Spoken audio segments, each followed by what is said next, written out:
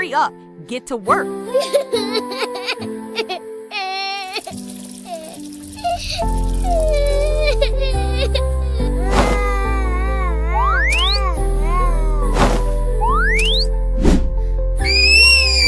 Mom, where are you?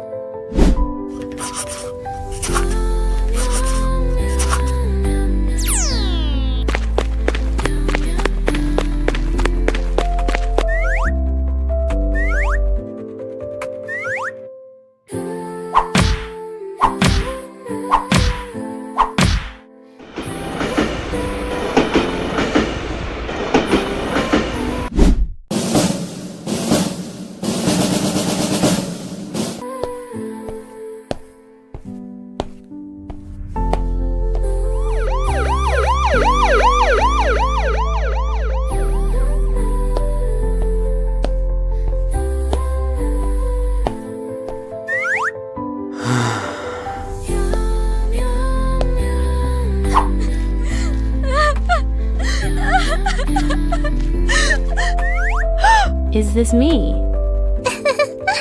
Dear son, is that you? I finally found you. Where are you now? Mom,